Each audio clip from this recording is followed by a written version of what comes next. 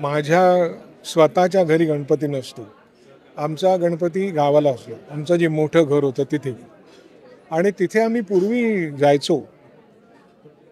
तेव्हा म्हणजे कोकण रेल्वे नव्हती, बाकी काही नव्हतं, रस्ते छोटे होते, लाल असे असे कसे जायचो आता विचार पण नाही करू शकत. माझ्या स्वतःच्या घरी गणपती नसतो.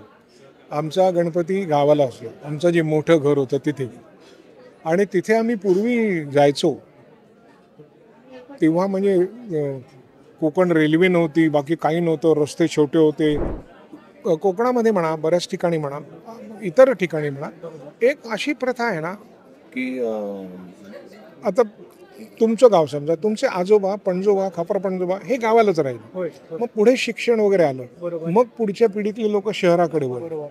तसं माझे जे वडील दाखवले त्याच्यात शरद भुताडिया, ते गावात राहिले, शिक्षक आहेत पण ते गावात राहिलेले. मग मी मोठा मुलगा आहे, तर मी आता घर सांभाळतोय, त्यांच्या पश्चात मी कुटुंब प्रमुख होणार. नमस्कार, मी नितीन मोरे लेट्सअप मराठीमध्ये तुमच्या सगळ्यांचं स्वागत करतोय.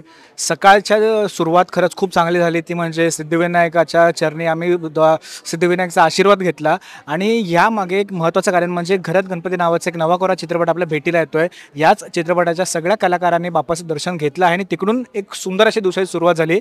त्याच निमित्ताने आज या सिनेमाचा टीझर सुद्धा लॉन्च झाला आणि या सिनेमामधील एक गोड कलाकार माझे फेवरेट असे संजय सर माझ्यासोबत आहे. मला आल्याला बोलले की अरे मला माहिती नव्हतं तू खोटं वगैरे बोलतो, पण असं काही नाही सर, खरंच खूप सुंदर दिसतोय तुम्हाला. गणपती बाप्पा जेव्हा येतो तेव्हा खूप साऱ्या आठवणी असतात, खूप सारे वेगवेगळे भावना वगैरे असतात. संजय मोनेची गणपती बाप्पासोबतची अशी एखादी कोणती आठवण की बाबा रात्रीच्या टायमाला पत्ते खेळण्यापासून ते मखर वगैरे सगळं काय सांगाल?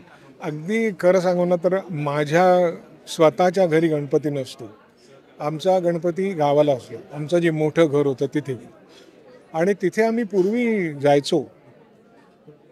तेव्हा म्हणजे कोकण रेल्वे नव्हती, बाकी काही नव्हतं, रस्ते छोटे होते, लाल असे असे कसे जायचो आता विचार पण नाही करू शकत.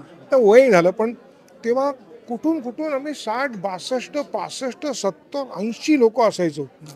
कुठे जेवायचो, कसे जेवायचो, किती वाजता जेवायचो, पण सगळं आपापलं सगळ्या आमच्या असंख्य काकवा होत्या, सगळ्या होत्या. आणि ती जी काय मजा होती ना, हे असं लाईनी बसायचं. म्हणजे माझी आई उत्तम बटाटे वडे करायची.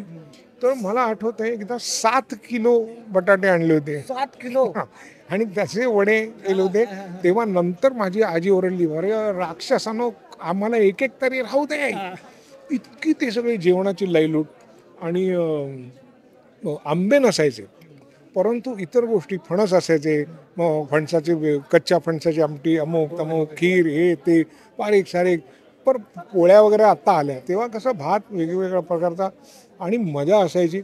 आणि 5-6 दिवस कधी म्हणजे आम्ही येताना ना, हे कशाला इकडे आमच्या इकडे सार्वजनिक गणपती उत्सव आहे, ते सोडून कशाला येतो म्हणून किरकिर करत जायचो.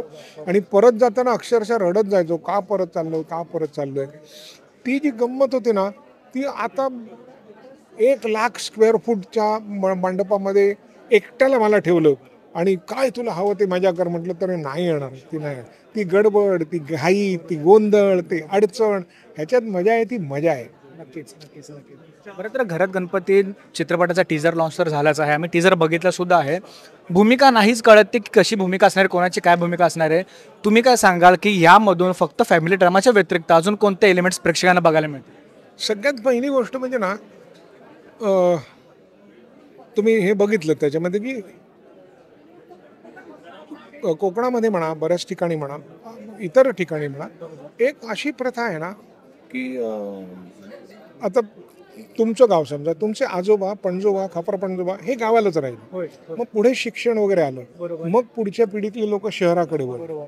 तसं माझे जे वडील दाखवले त्याच्यात शरद भुताडिया, ते गावात राहिले, शिक्षक आहेत पण ते गावात राहिलेले.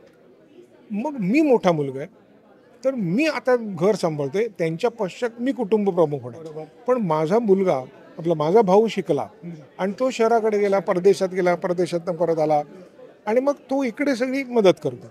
कारण कोकणामध्ये आता एवढं नाही उरलं, पण पूर्वी ना नगद पैसे लागायचे, बाकी सगळं मिळायचं, तेवढी मदत इकडनं यायची. पण काही ठिकाणी असं व्हायचं ना, की शहरातल्या लोकांना असं वाटायचं शहरात राहणारे जे कुटुंबातले लोक की आपण एवढे पैसे पाठवतो, पण अरे इकडनं ते आंबे पाठवतात, फणस पाठवतात, ते तिकडे तुम्हाला 600 रुपये आणि 500 रुपये डझन घ्यायला लागतात आणि इथे तुम्हाला फुकट मिळतात. त्याची पैशाला वस्तू आणि पैशाची किंमत नाही करत.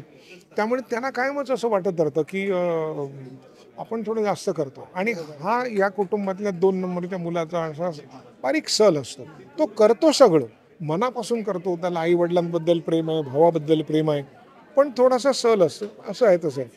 मग पुढे असं लक्षात येतं की नको आपला हा एवढा मोठा गणपती आहे ना, तो थोडा छोटा करूया. अच्छा. खर्च कमी मुक्त. परंतु सुदैवाने या सगळ्या कुटुंबातली जी पुढची पिढी आहे, आमची मुलं वगैरे, त्यांना ही कल्पना बिलकुल मान्य होत नाही आणि ते जवळजवळ एक कट करतात.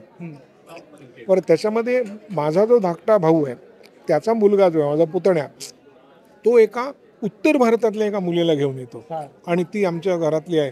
अरे बापरे, तर ती गाव कसे तिला मान्य करणार. पण ती या तरुण मुलांना काटा लागतात. ती या तरुण मुलांना हाताशी धरून जवळजवळ एक असं षडयंत्र म्हणा कट घडवून आणते आणि हळूहळू त्या मुलांच्या आग्रहाला दबावाला बळी पडून मोठ्यांना मान्य करायला लागतं की हा गणपती असा चालू राहणार.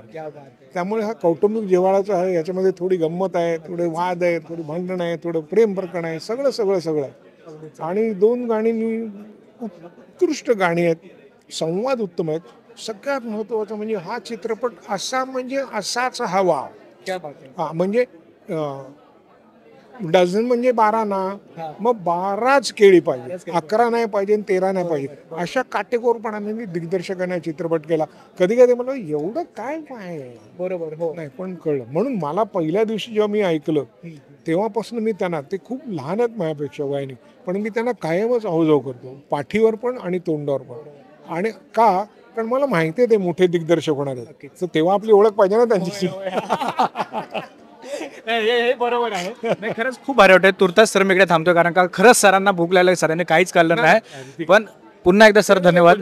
अरे यार, हे किती भारी आहे. पुन्हा एकदा सर धन्यवाद लेट्स मराठी सोबत गप्पा मारल्याबद्दल आणि तुमच्यासोबत तुमच्या संपूर्ण टीमला ऑल द व्हेरी बेस्ट. बरं, एकच सांगायचं, 26 जुलैला जवळच्या चित्रपटगृहामध्ये हा चित्रपट प्रदर्शित होणार असं सगळीकडे म्हणतात.